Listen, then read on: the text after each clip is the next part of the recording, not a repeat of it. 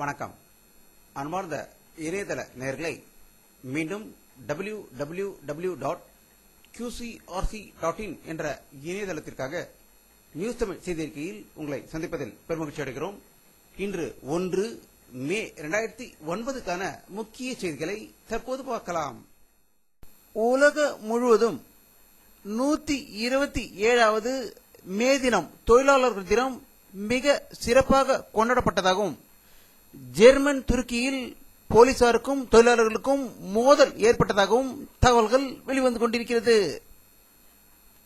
தன்னுடைய உடல் நலத்தை தூக்கி எறிந்துவிட்டு தேர்தல் பிரச்சாரத்தில் வாக்காளர்களிடம் வாக்கு சேகரிப்பதற்கு புறப்பட்டு விட்டார் கலைஞர் கருணாநிதி அவர்கள்.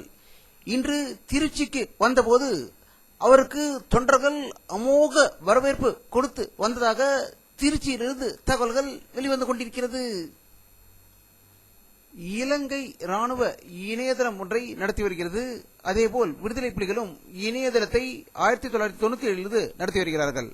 இதற்கிடையில் நேற்று இலங்கை ராணுவ அதிகாரி ஒருவர் வெளியிட்டுள்ள செய்திக்குறிப்பில் இலங்கை ராணுவ இணையதளத்தை முற்றிலுமாக அழித்து விட்டதாகவும் அதற்கு முழு காரணம் விடுதலை புலிகளே சாரும் என்று குடித்ததாக தகவல்கள் வெளிவந்து கொண்டிருக்கிறது. மத்திய அரசின் அனைவருக்குமான புதிய ஓய்வூதிய திட்டம் உழைப்பாளர் தினமான இன்று முதல் நடைமுறைக்கு வருவதாக மத்திய அரசு அறிவித்திருக்கிறது. இதில் எப்படி சேருவது போன்ற பல விவரங்களை இன்னும் அறிவிக்கப்படவில்லை என்பது குறிப்பிடத்தக்கது. வரும் பாராளுமன்ற தேர்தலுக்கு 5 கட்டங்களாக தேர்தல்கள் நடந்து கொண்டிருக்கின்றன.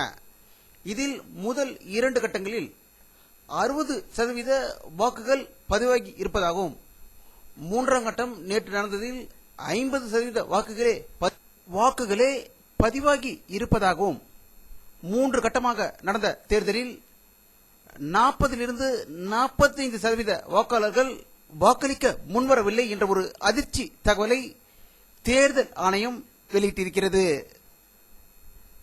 குஜராத் மாநிலத்தில் 2002ஆம் ஆண்டு நடைபெற்ற கலவரங்கள் தொடர்பாக தொடரப்பட்ட வழக்குகளின் விசாரணை மீதான தடையை நீக்கி உச்ச நீதிமன்றம் உத்தரவு பிறப்பித்துள்ளது.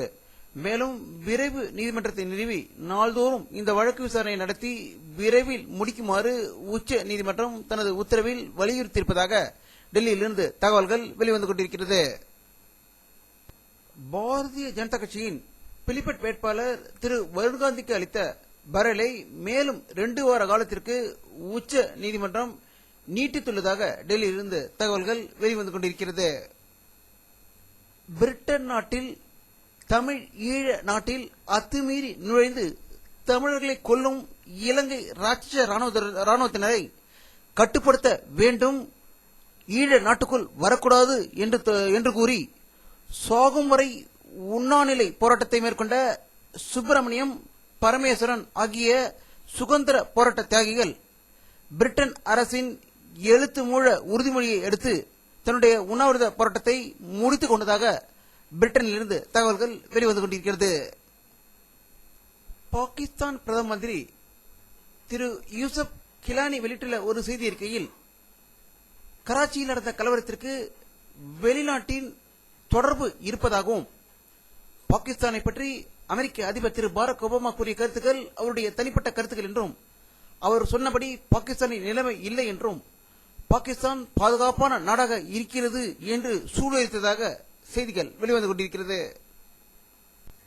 பாகிஸ்தான் ராணுவத்தினர் தாலிபான்களுக்கு எதிராக நடந்த பயங்கர சண்டையில் 60 தாலிபான்கள் கொல்லப்பட்டதாக இஸ்லாமாபாத்திலிருந்து செய்திகள் வெளிவந்து கொண்டிருக்கிறது. அமெரிக்க நாட்டின் பன்றிக் காய்ச்சலின் தாக்கம் அதிகரித்து இருப்பதாகவும் டெக்சாஸ் மாநிலத்தில் பலருடைய நிலைமை கவலைக்கிடமாக இருப்பதாகவும் உலக சுகாதார மையம் மற்ற நாடுகளுக்கு பன்றிக் காய்ச்சலின் எச்சரிக்கையை வலியுறுத்தி கொண்டு இருப்பதாகவும் தகவல்கள் வெளிவந்து கொண்டிருக்கிறது.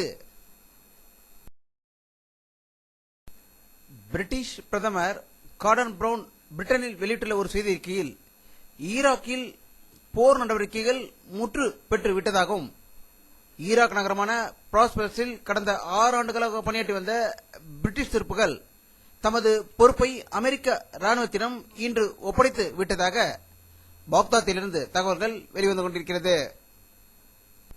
இந்தியாவின் பிரபல செய்தி தொலைக்காட்சி நிறுவனமான NDTVயின் 20% வேலையாட்களை குறைக்க இருப்பதாக ஒரு அதிர்ச்சி தகவலை வெளியிட்டிருக்கிறது.